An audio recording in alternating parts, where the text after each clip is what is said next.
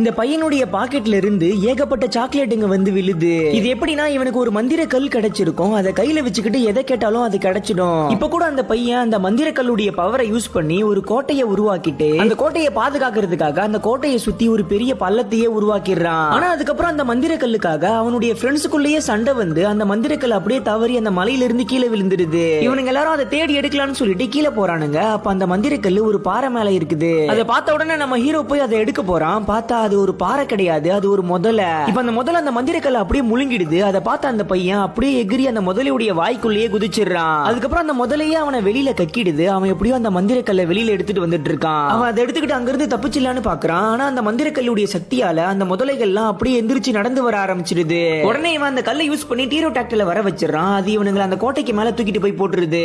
அப்பயும் அந்த முதலைங்க கோட்டைக்கு மேலேயும் ஏறி வருது. உடனே இவன் அந்த கல்லை யூஸ் பண்ணி பலமான காத்த வர வச்சு அந்த முதலைகளை அப்படியே